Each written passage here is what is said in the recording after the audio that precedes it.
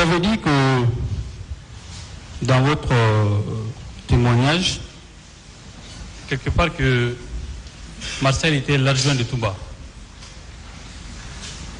Bon, ce débat a été tellement dit ici. Non, je parle de vous. Mais c'était clair, c'est ce qui se disait. C'était lui son adjoint. Vous tirez ça de quoi? De par nos rencontres, de par le rassemblement, de par la présentation. Donc de par les faits. De par les faits. De par les faits, oui. D'accord, en français terre à terre, oui. Très bien. Vous n'êtes pas le seul. Toumba lui-même a dit dans son PV. Ok. Vous avez également déclaré, lors de votre déposition, que Marcel n'était pas en tenue militaire. Quand vous l'avez vu, oui, c'est une question. Cher maître, oui, j'aurais eu peur. Je comprends. Vous êtes témoin, moi je crois a priori à tout ce que vous dites. D'accord? Donc on peut supposer qu'il ne portait pas de béret. Je me dis, il était en civil.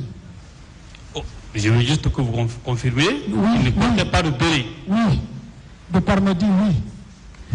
Je pose la question parce que à l'interrogatoire ici de M. Diakité, on a fait comprendre que on a confondu la personne de Marcel à Toumba parce que Marcel avait l'habitude de porter les bérets de la même manière que Toumba. Donc s'il est acquis au débat qu'il n'était pas en civil, en tenue militaire, ce qui signifie qu'il ne portait pas de béret. Donc on ne peut pas faire de confusion. Ok.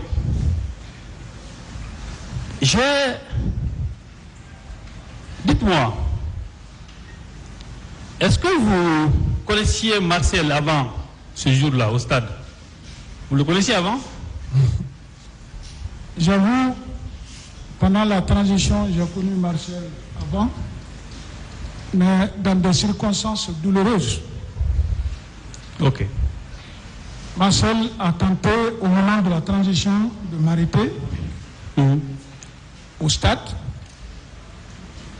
Le meeting qui avait été organisé par les soutiens du CNDD au stade, oui. En ma qualité de commandant de compagnie de la CMS, on avait été instruit par nos autorités d'alors de sécuriser le stade, de canaliser la foule. On a sécurisé dans les bandes de 10 heures. Marcel est venu avec son groupe pour voir le dispositif. Je crois qu'il était venu en précurseur. Moi, j'étais lieutenant plein. Marcel était sous-lieutenant. Il vient, il me voit arrêter, au lieu de dire mon lieutenant, s'il vous plaît, venez ou venez vers moi. Il me dit, hé, toi là, viens ici. Je fais comme si je ne l'ai pas vu. Une fois, deux fois, je n'ai pas répondu, il a ordonné de m'arrêter. Mais puisque aussi moi j'étais avec un groupe de combat, ça a failli provoquer un choc. C'est pour cela que vous me donnez l'occasion de rendre hommage à Makambo, qui n'est pas là aujourd'hui, que son âme repose en paix. C'est Makambo qui l'a dit ce jour. Attention, Marcel, ça c'est l'ami de ton oncle. Tu sais, il est d'accord avec Dadis. Si le président apprend ça, il ne sera pas content. Il a dit qu'il s'en fout. Mais je crois finalement, ce dernier a su le convaincre. Effectivement, j'ai pris le risque. Je me suis énervé, je me suis senti ridiculisé parce que ça, c'était devant le public. C'est pas moi. Hein. Donc, je l'ai suivi. Je suis allé au camp. C'était si j'avais la chance de rencontrer le président ou le ministre de la Défense porter plainte, parce que j'avais été offensé en exercice de mes fonctions. Je suis parti trouver le président dormait, le ministre de la Défense dormait. Je me souviens ce jour, j'ai trouvé les deux commandants qui venaient d'être nommés des commandos chinois. Abdoulaye Keita, commando Farah, qui était adjoint à Malik Diakité, qui est actuellement chef-état-major adjoint de l'armée de terre. Je suis allé vers eux, tous les deux colonels pleins. Ils m'ont dit, non, ce dernier, il n'y a que 3 personnes qui le commandent ici. Le président, le ministre de la Défense et Toumba. D'accord. Donc, je ne connaissais pas aussi Toumba. Je suis allé, j'ai porté plainte et vraiment ce jour, Toumba a réglé le problème. J'ai été très satisfait. D'accord. Je comprends. Je voulais juste savoir si vous connaissiez Marcel avant. Voilà, non, il fallait... Non, c'est pour juste pas...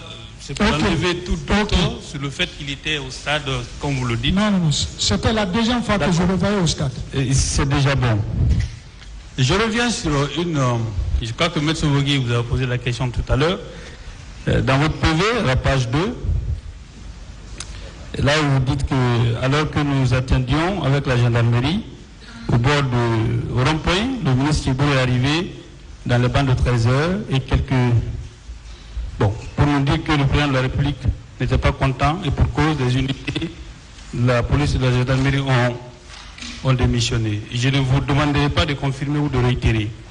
Je reviens simplement sur l'interprétation que le parquet a voulu que vous fassiez de cette déclaration. Vous êtes un témoin.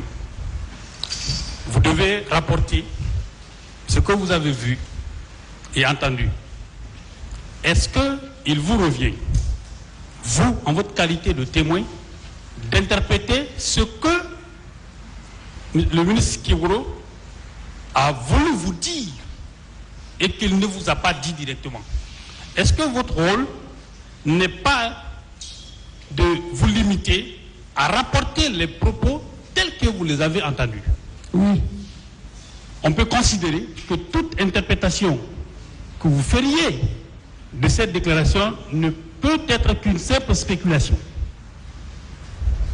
Spéculer, à vous d'apprécier. Je reviens, je vais reposer, là, je vais reformuler. Je reformule la question, monsieur Camara. Vous êtes un témoin. Moi, je ne vous charge pas, je n'ai aucun intérêt d'ailleurs, tout ça. Je veux dire simplement que votre qualité de témoin, qui consiste à rapporter les déclarations ou les faits tels que vous les avez vécus et entendus, est-ce que votre rôle ne doit pas se limiter simplement à dire le ministre Kiboro est venu nous dire que le président n'est pas content de nous et pour cause la police et la gendarmerie a démissionné? Est-ce que ce n'est pas simplement ça que le colonel vous a dit? Est-ce qu'à part ça, il vous a dit autre chose? Mais c'est ce que j'ai dit, c'est ce qu'il a dit, rien d'autre. Donc ça veut dire que tout ce que vous diriez au-delà de ça, vous interprétez. À la cour d'après-G. D'accord, merci.